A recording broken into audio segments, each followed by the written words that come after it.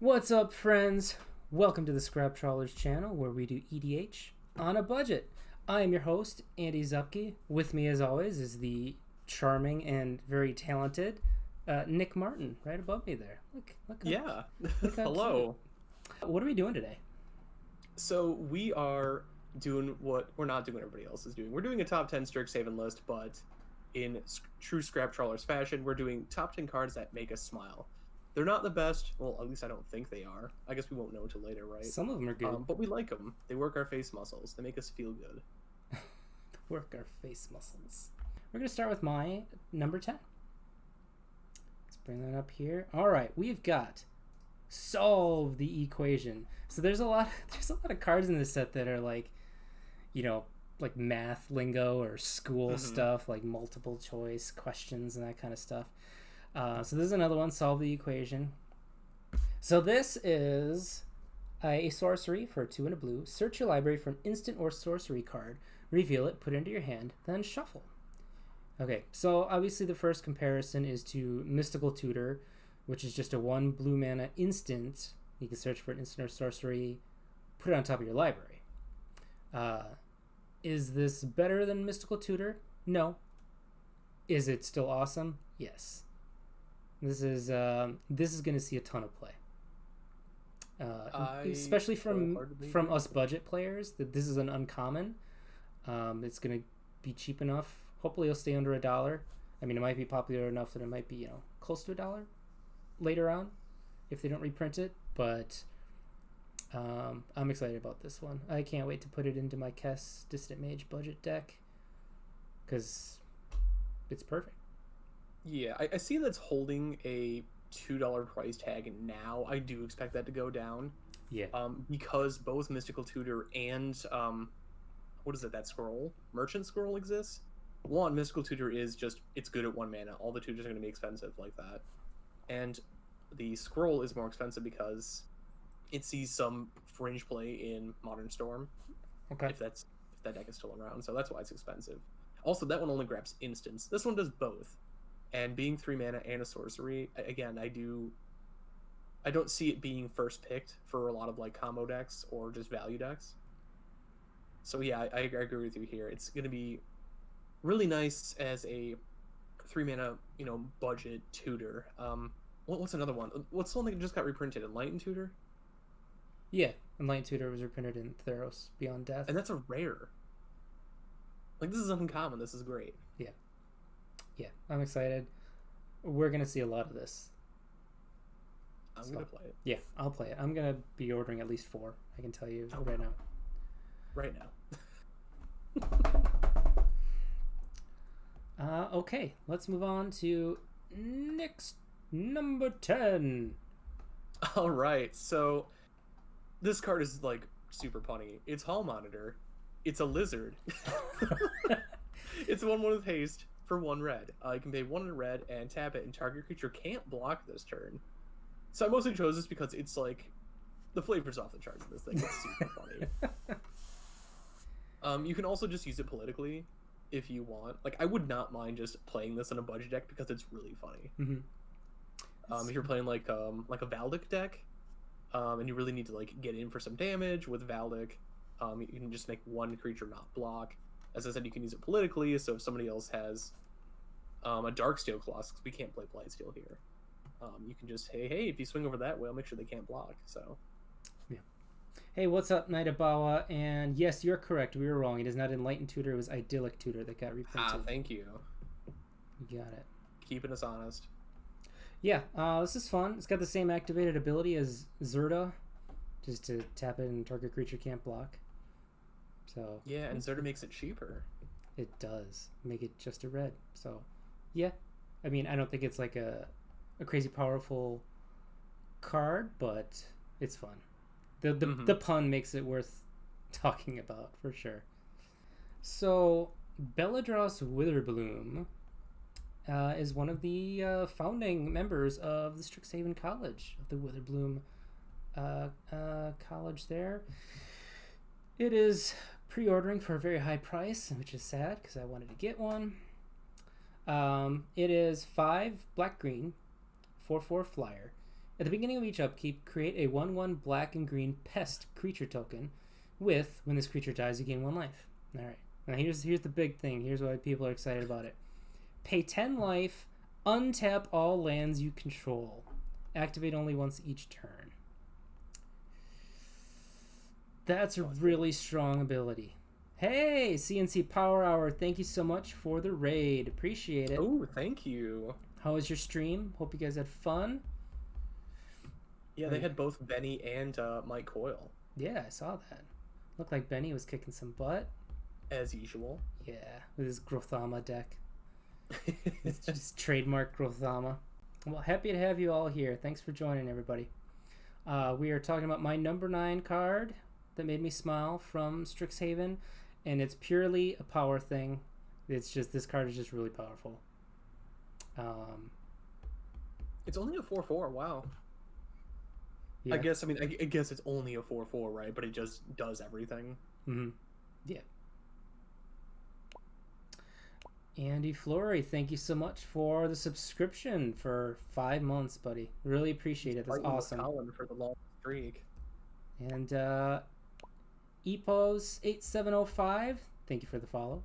Appreciate it. Thank you. Looks like I gotta move that picture down there a little bit. There we go. So let's see what else. What do you think about this one? So I actually like it for the not the first ability that's flying, the second one. It reminds me a lot of that dragon that like makes a little creature with Devour every upkeep. Tendershoot Triad makes a creature every upkeep. And there's that original, the one I can't think of right now. Verdant Force? Yeah. Yeah. So I think you could build like a cool maybe Jund deck with just, you make Jund tokens. Mm-hmm. And then you can sack them all for value. You can get a bunch of life, and then with Belladross you can just untap your lands to make more. So I think it's cool. Yeah. I also really like the Elder Dragon thing. You can just slap Elder Dragon on like any card. I'm gonna like it. Yeah.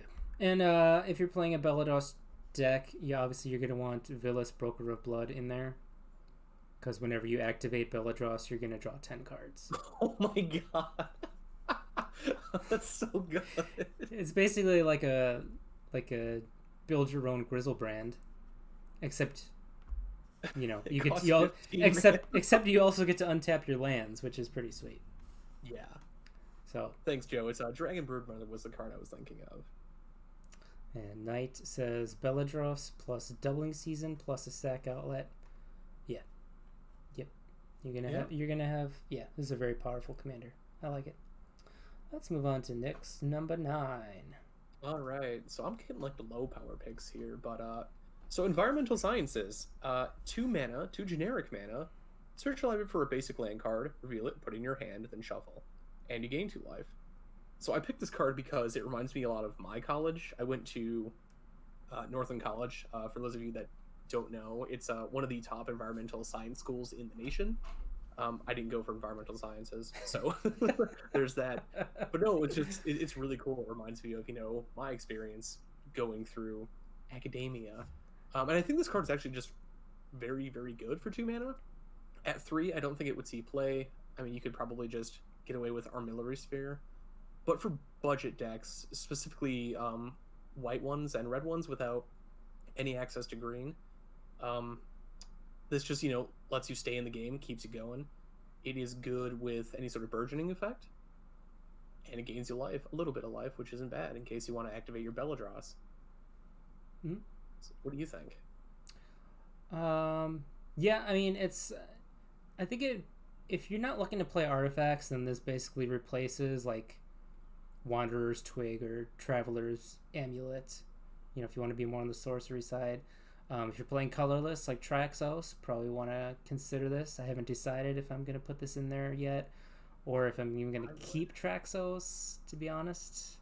I gave you that one card and then we became friends. You got to keep Traxos. Well, I can still do Mystic Forge in a different artifact deck. No, but I think this is safer than a Mana Rock if we're talking about that, just because Mana Rocks can get blown up. Yeah. Yeah, before you are able to activate it. Yeah. I don't think anybody ever does that. Would you ever blow up a Wanderer's Twig? Well, those ones, no. but Okay. I like this. Yeah. Specifically for a card we're going to talk about later. Okay. All right, here is my number 8. Culmination of Studies. This is a sorcery with X blue red. And I can't believe this wasn't on your list. You're such an is it guy. It was. It was. I'm like, you know what? I just like it because just it's edged out specifically for one deck, but you know, well, go ahead. Go tell chat what this doesn't do. What it doesn't do? Well, how about I read the card? Sorcery. Exile the top cards of your library. For each land card exiled this way, create a treasure token. All right, that's pretty nice. So, for each blue card exiled this way, draw a card. For each red card exiled this way, it deals 1 damage to each opponent. So, I mean, this card has the possibility of doing nothing, but it also has a possibility of doing a lot of fun things. I like that you don't really get much drawback. Like if you exile lands, you're still going to get the treasure tokens at least. So that's really nice. I think that's one of the highlights of the card for me. Usually if you exile cards from the top like that, you lose all your lands. At least here you don't have, that much of that drawback going.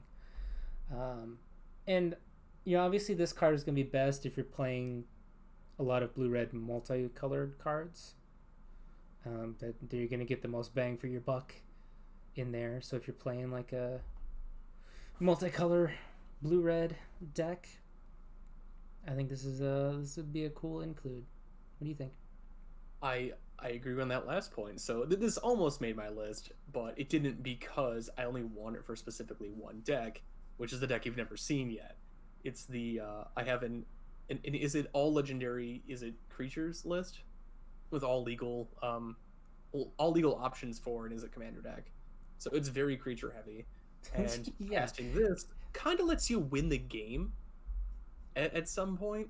Oh, it's probably like not until late game, but you get to do you're either making treasures and or you're also drawing cards and or doing damage. Like you're almost doing everything with every single reveal. So and at worst, if you pay X10 and you get 10 lands, well, it kind of refunded itself. So I don't think like the feel bad I can't word tonight. I don't know why.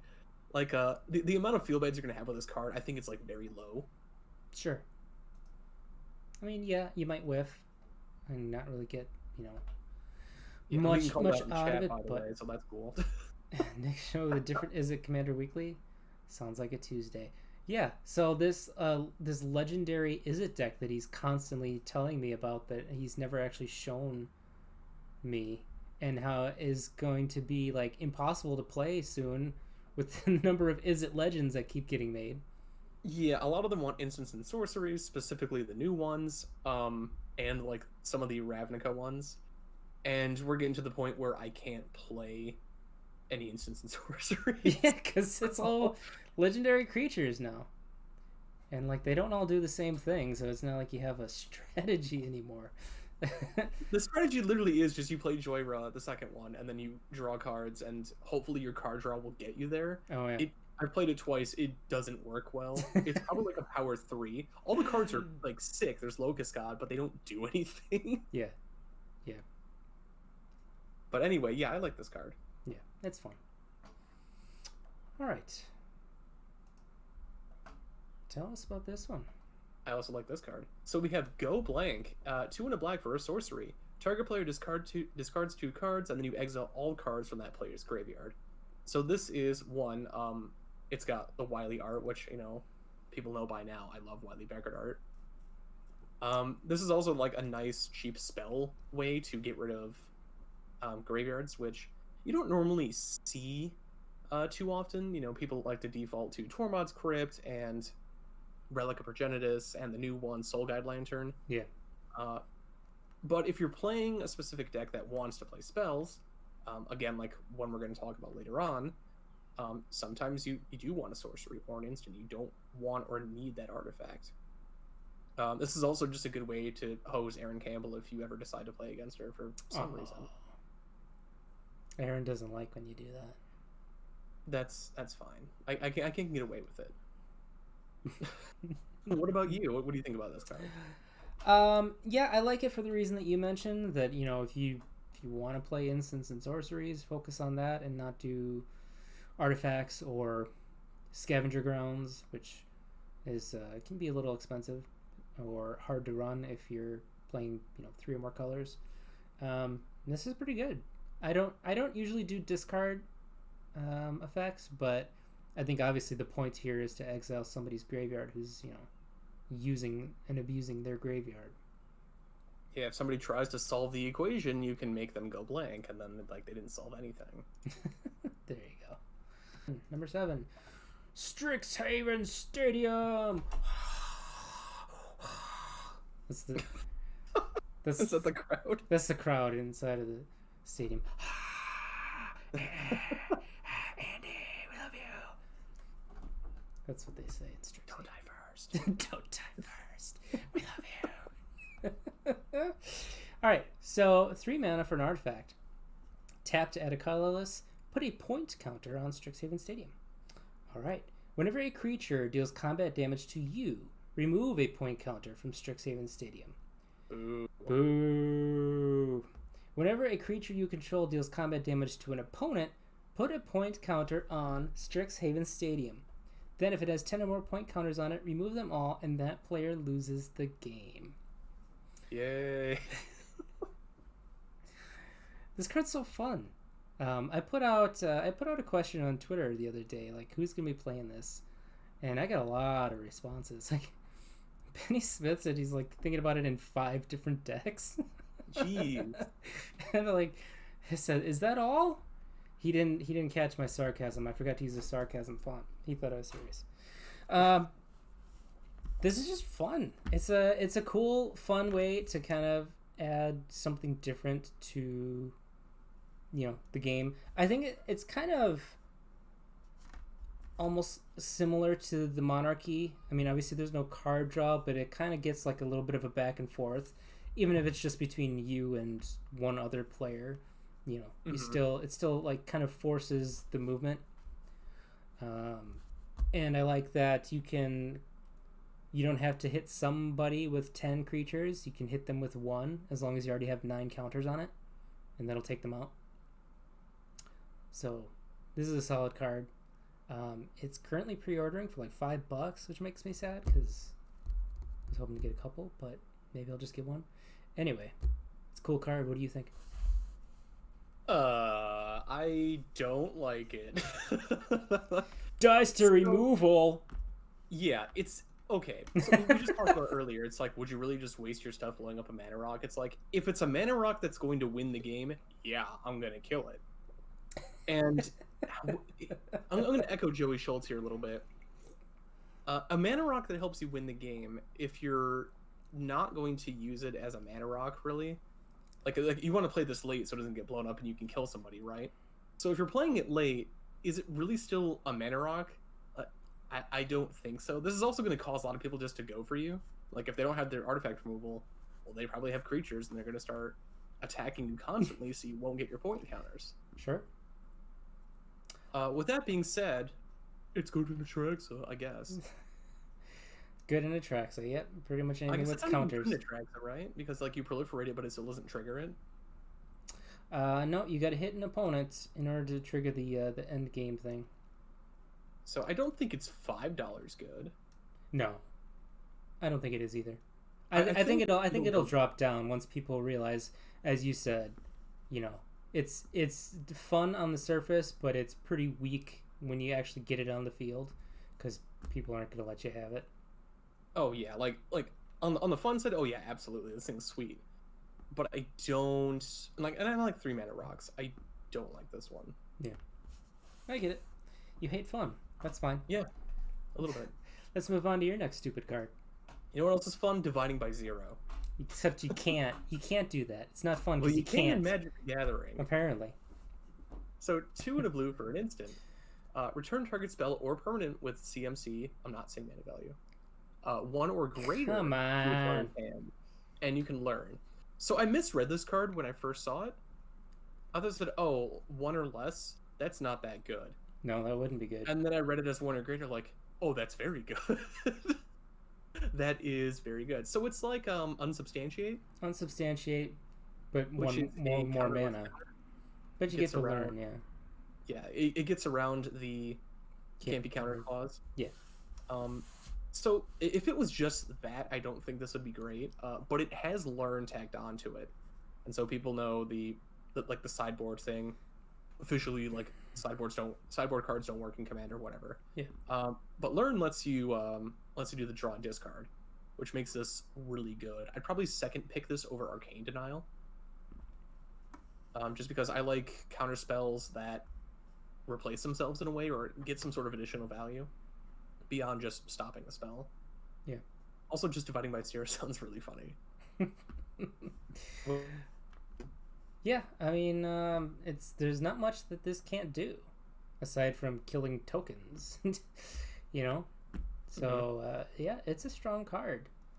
I mean, I like Unsubstantiate a lot. I think that's a great card. Tacking on 1 mana for the Learn ability seems reasonable to get to, you know, dig a little bit deeper into your deck. Oh, hey, Charlotte. Hey, we were just talking about you in the pre-show. Yep. Very complimentary, I promise. It was. I was speaking out of fear. I'm going to be honest. Yes. So I dig it. I mean, you can't divide by 0, but you can play this card. You can't return something with 0. You can. Okay, so this is a 2-sider. So I guess let's look at the front side of this too, because it's pretty good. Augmenter Pugilist is 1 green, 3/3 trample as long as you control 8 or more lands. It gets +5/+5. So in the late game you get pay 3 mana for 8/8 trampler. Yeah, that's really good. But this is the card I'm excited about. The side I'm excited about, I should say. Echoing Equation. Choose target creature you control. Each other creature you control becomes a copy of it until end of turn, except those creatures aren't legendary, if the chosen creature is legendary. So you can choose one of your legends. You can choose your commander, as long as it's a creature. And you got a ton of them. So if you got like a ton of tokens on the board, and you got, you know, some really beefy, powerful creature, turn them all into that, and then I don't know. What do you think about when you think of this card? Like, what one creature would you be most excited to copy? So I do like this card because it reminds me of Mirror Weave, which is, I think it's an instant, but it hits all creatures on the field. Okay. Unfortunately, the only problem with that card is it's hybrid Azorius, which means you can't play it in every deck. My same problem is with this card. It's both, you know, green and blue. Like, you can't play it in something that's not Simic. Sure. That's the only bad side, but I do like these types of effects. It reminds me of also that enchantment. What is it? Infinite Reflection for like 6 mana. Mm-hmm. So that's pretty cool. And this is just until end of turn, right? Yeah. Yeah. Anything that does the Deceiver of Form thing for my Huo deck, I'm into. I like it. Yeah. Yeah. It's just a fun card. I honestly can't think of exactly what I would copy with it, but I just know that it's fun. Yeah, I agree, Charlotte. The flavor text on the pugilist side is really good. All right, let's read that. Hold still. I have a theory about what's going to happen to your face. Saucy. Knight of Bawa said Blight Steals. Yeah, that's evil. That's evil. But good. All right, should we move on to your number 6? Yeah. All right. What do we got here? All right, so whenever there's a witch, I have to pick it. So we got Sedgemoor Witch, 2 and a black for a 3/2 menace. It's got Ward 3, which is the new ability. Which, so before we get to the rest of the card, Andy, I called this. You did. I literally called this mechanic months ago. I said, hey, last Andy, month, yeah. Why don't they just make the Frost Titan ability a keyword? A keyword, yeah. Call it warding. And you're like, no, there's too many like different like variations of it, which is true. And then we got ward, and I was close enough. So wizards, I expect to check. So anyway, so ward, pay 3. Whenever this creature becomes a target of a spell or ability an opponent controls, counter it unless they pay 3 life. And then it has Magecraft. Whenever you cast or copy an instant or sorcery spell, create a 1/1 black and green pest token creature with when it dies, gain a life. So 1, it's a witch, so I gotta pick it. 2, I think this is gonna be one of the more expensive cards in the set. I'm getting a lot of Mentor of the Meek vibes, which sees Legacy and I think Vintage play too.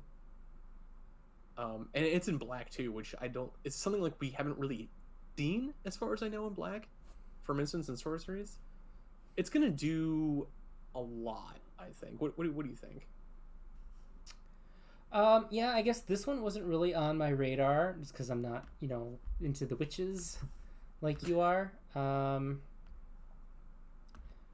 Making a token whenever you cast an instant or sorcery or copy an instant or sorcery, that's decent. I don't know. This card just didn't really do anything for me, to be honest. But I appreciate that you enjoy it, and I will not tease you about it or tell you that it's bad. Okay, well, if we're being honest here, I think that Strixhaven Stadium is more powerful than this card for EDH. It's a completely different cards. How are you even quantifying that? You can play both in the same deck, and we're quantifying it because Quandrix is in the set. That's what we do. All right, we're going off the rails here. let's and it's your fault. Let's move on to number 5. My number 5, and it's totally a good card. Nick can't say anything about it. Ooh, Wandering Archaic. It is a good card. It's a good card. That's why it's like over $10 right now. Yeah. Oh my god. Yeah, I'm really upset about that.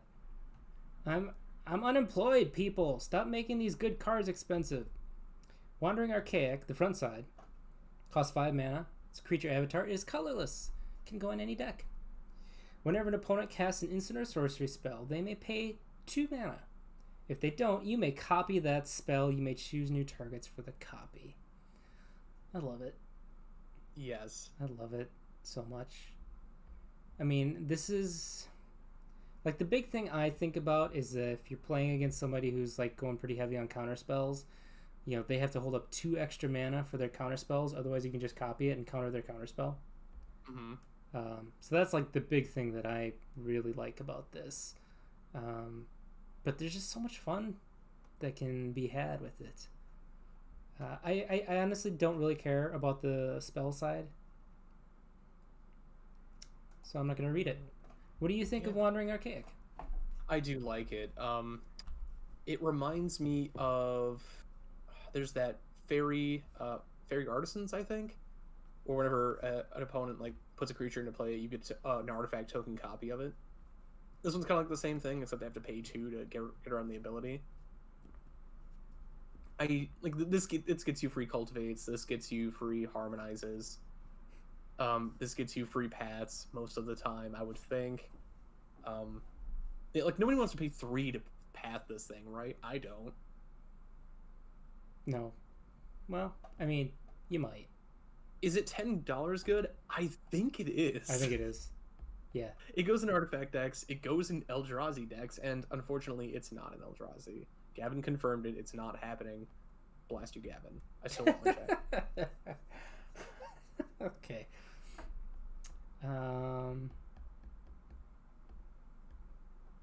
Yeah. And as Charlotte in chat said, the copy is optional. You don't have to copy it. So they can't hit you with like a pact spell that you can't pay for. So that's nice. I love it. I want the price to go down so I can buy it. Same. All right. Let's go to your number 5.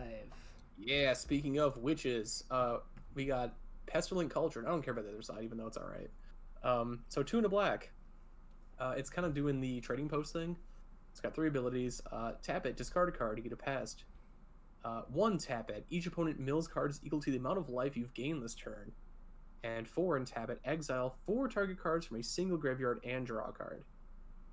And so, I don't care about the other side. Just like you don't care about the other side of that not Eldrazi. Mm-hmm.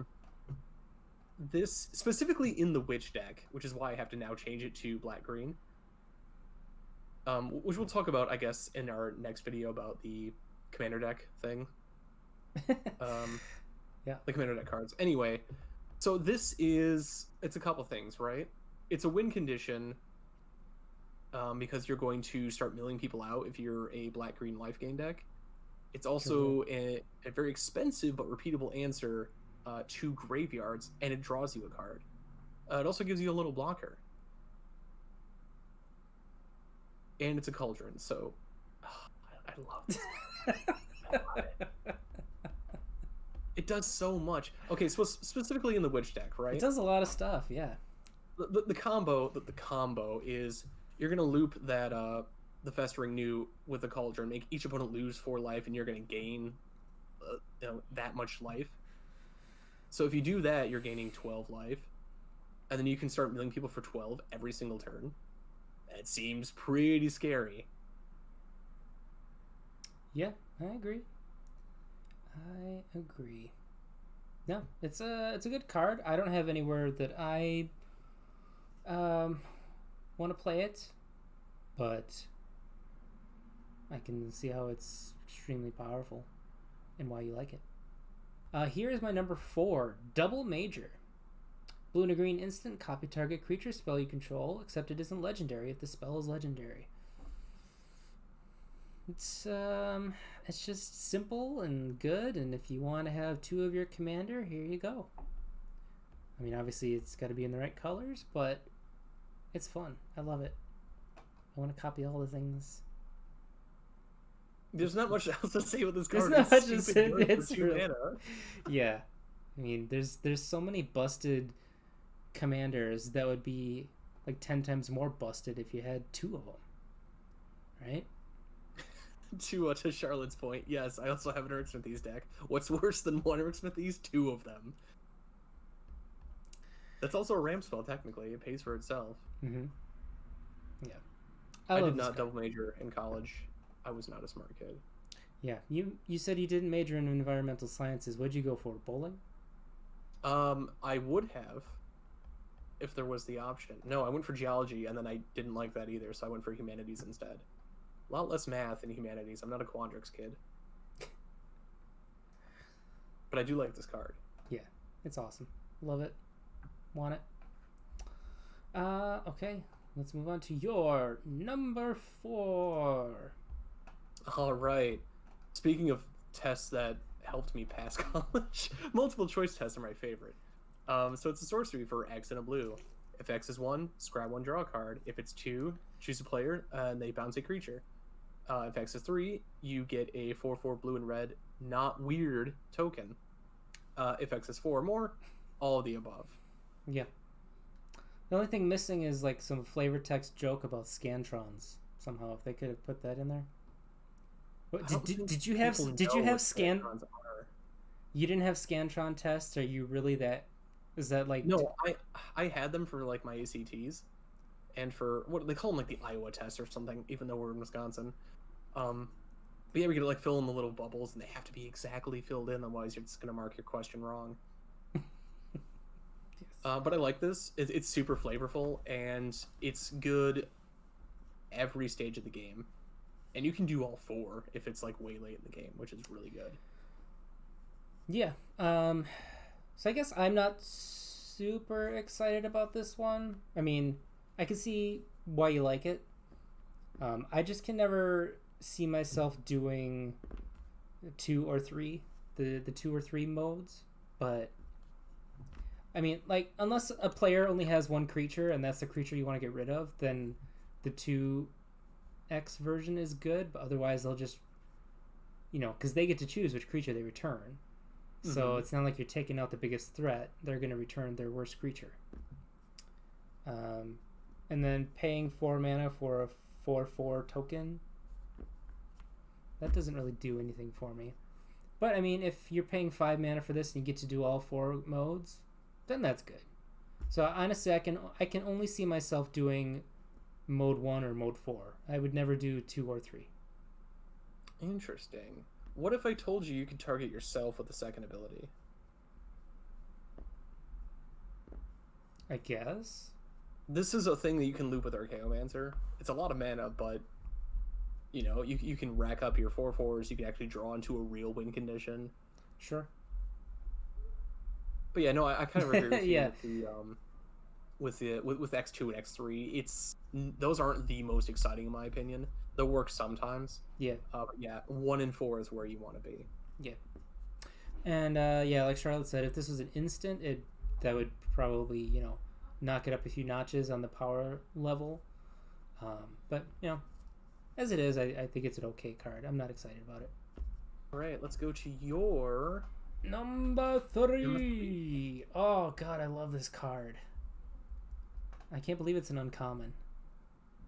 The token decks are going to be drawing so many cards off of this. Oh yeah. I can't wait to get this and put it in my new Tevish Kodama deck. Ugh. Oh god. Oh god, I'm gonna draw so many cards. Just like I can taste it in my mouth. It's like I don't want to taste whatever's forbidden. I don't want to do that. Let me read the card. All right, Plum the Forbidden. Plum. 1 and a black for an instant. I love it. It's an instant too. Good card. As an additional cost to cast this spell, you may sacrifice 1 or more creatures. When you do, copy this spell for each creature sacrificed this way. You draw a card and you lose 1 life.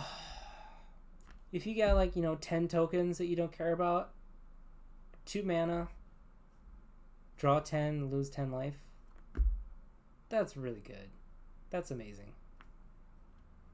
The black token decks, this is gonna see a lot of play. I think I'm gonna play it. Yes. I'm excited about it. Yeah, this is also just really good in response to a Wrath. Like, going to Wrath the God, like, oh, okay, I guess I'll draw 10 cards. Yep, exactly. Yep. Then you reanimate it all back. Do it whenever. I love it. I feel like this might be going under the radar a little bit. I'm surprised it's only like 25 cents. Yeah, I mean, it's uncommon, but it's a really powerful uncommon. I feel like this is one that a couple well-known content creators start talking it up and then everybody's going to start playing it. We are not those well-known content creators, by the way. No, we're not going to change the price on any of these cards. That hurts. Andy. It's true. Come on. I know. Come on. What you like this card? Oh yeah. It's good. This is good. Magecraft's in the set, right? You can just get a lot of cast triggers or copy triggers. It's really good. I like it a lot. Also, I guess Mario went to school. That's all I think about when I see this card. Mario went to school?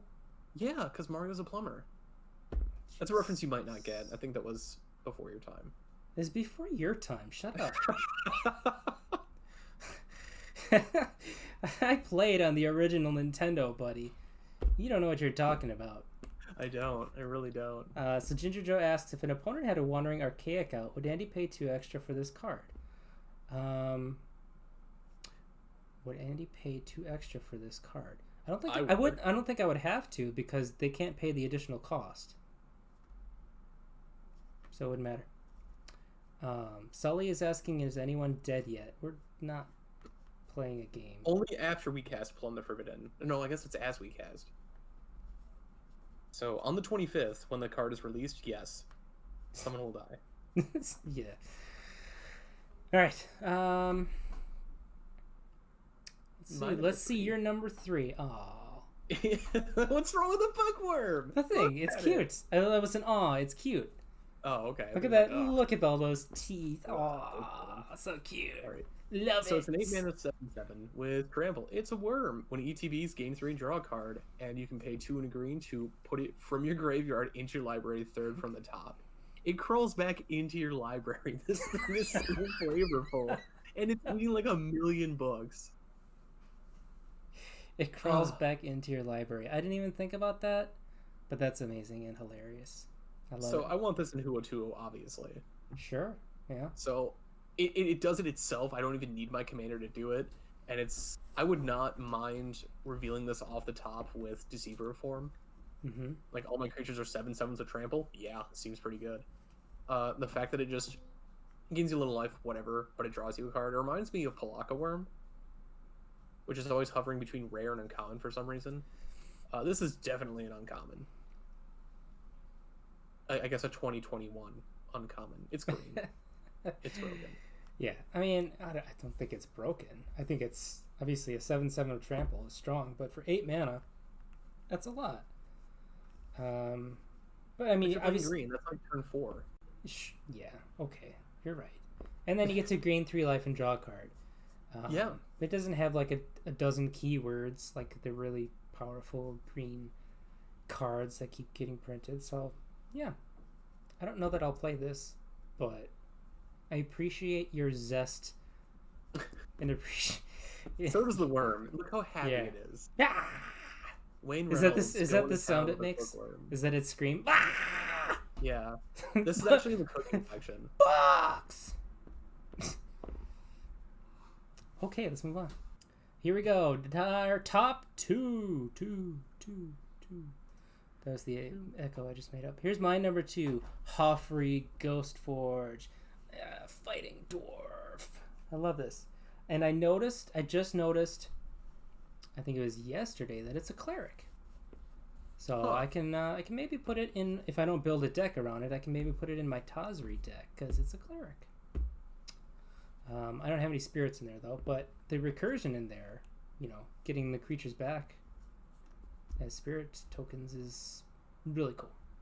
How about I read the card? Huffery Ghost Forge, 3 red, white for a 4/5 dwarf cleric. I love the body on this, that it's a 4/5.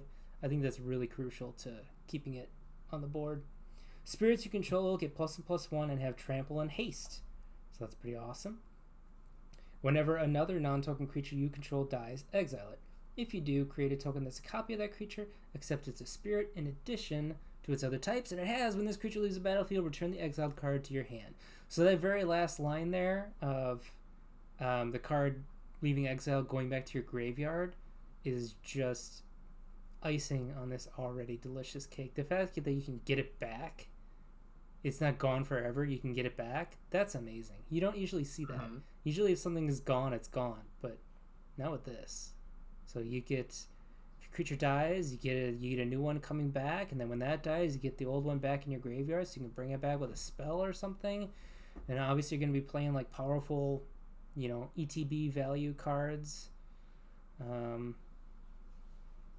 I love it. I think this is a great commander. I'm excited about it. Yeah, I'm kind of there with you.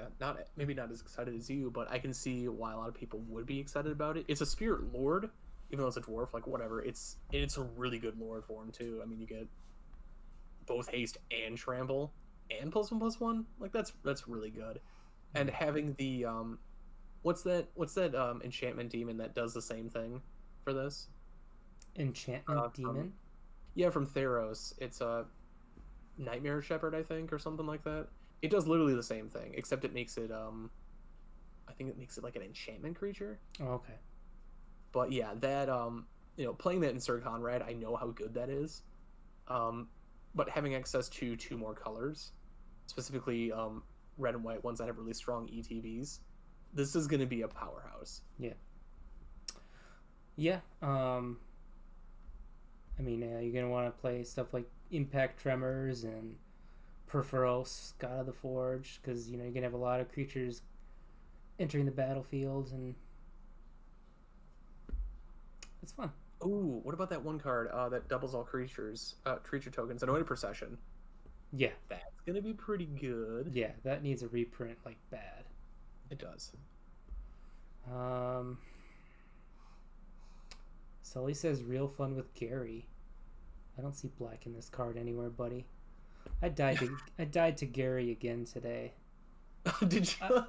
I don't ever. The story of every Commander player's life. Oh, I don't. What happened to me? Like, oh, Gary. Again, and we don't hate him, but we just don't want to see him anymore. So, as I was growing up, I listened to a lot of hard rock radio, and that was like late '90s, and constantly on the radio, it's like Metallica. Like the hard rock radio was like could not stop playing Metallica. It was constant. It was all the time.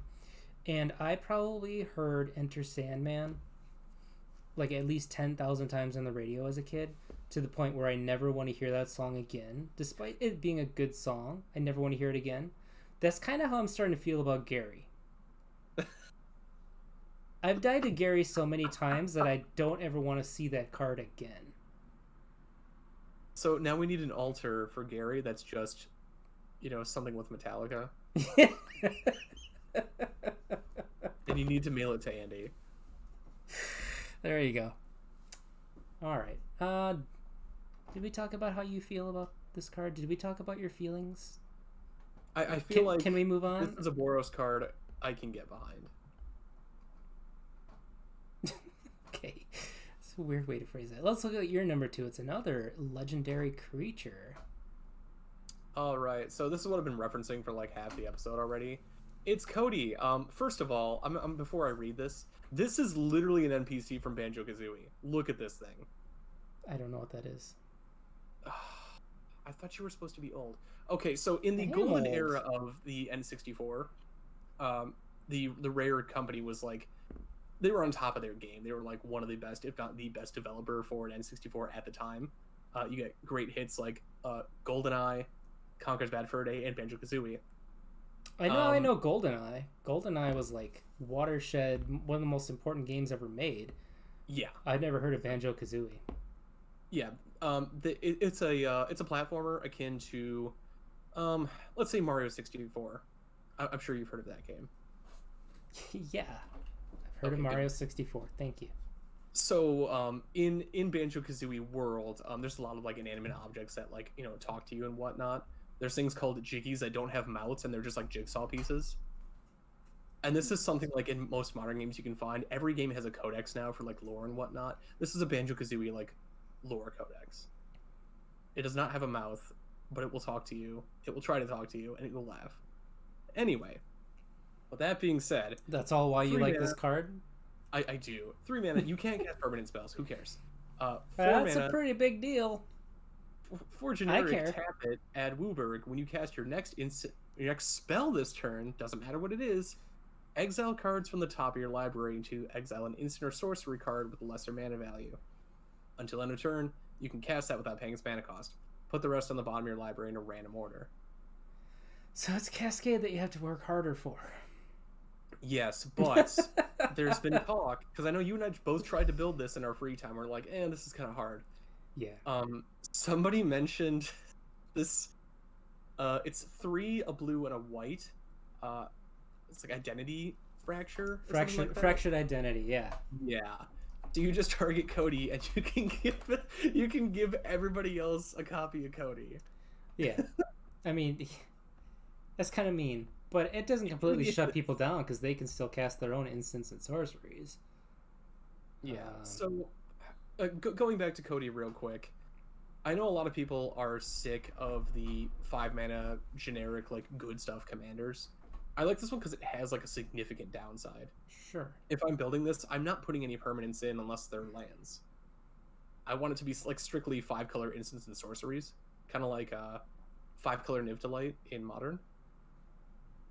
I think it would be really fun to try to see, like, besides, Fractured Identity, what other cool things you could do. Even if you're just doing, like, value stuff. Mm-hmm. What do you think? Okay, so I tried to brew a budget deck around this, and I just couldn't... It was really hard to try and do. One thing that somebody on Twitter suggested is what? When you're done. Okay. Is you fill the deck with cycling creatures, and then you just like discard a ton of them to get them into your graveyard, and then you bring out Cody, and you cast a 1-mana spell. So then it digs down to find you, what is it, Living End? Oh, the suspend one that brings all your creatures back. But then what you do from there, I'm not totally sure. You win the game. I mean, I guess. I like that a lot, Andy. I might steal that. That Yeah. sounds So I super tried to brew that on a budget. It probably needs more money in it to really work. But yeah, that's I can see. So what I was laughing at, Charlotte posted a picture in chat. Yeah. I need you to is it safe for work? Yes, it is very safe. You can pull it up on stream right now. All right. Oh, book burning. But look at the book. Oh. All right. But yeah, I'm Cody. very high on this card. I still don't know exactly what I want to do with it, but that definitely gave me some direction. So Yeah. thanks for that. Cool. Let's move on to my number one. So this is the card in Strixhaven that got me the happiest. This is the card that had me smiling the most. Let's look at Harness Infinity. So it's an instant. 1, black, green, green. Exchange your hand in your graveyard. Exile Harness Infinity. This card is so stupid. But the art. Oh my god, the art is... Can we go to the extended art? Yeah, that gives you a little more. Ooh. So did you notice that the extended art, or the borderless cards, actually now give you more art instead of what they used to be, which is they just stretched it, so you actually got less art? Interesting. I did not know that. Yeah, so yeah, I think it was like 2 sets ago they started actually making them be more art instead of just stretching them out. Mm-hmm. This card is so fun. I mean, I don't know what I'm going to do with it, but I love it. I love the art. Seb McKinnon just... I mean, everything from that guy is like a home run, right? Mm-hmm. But exchanging your hand and your graveyard, you know, obviously you're going to want to play this in a deck where you're doing a lot of self-mill. So my thought was you play this in Gerard, Golgari, Lichlord, right? And you get like a ton of cards in your graveyard. You bring out Psychosis Crawler, cast this so that your graveyard goes to your hand, and Psychosis Crawler is huge, and then sacrifice it with Gerard and kill everybody. Okay.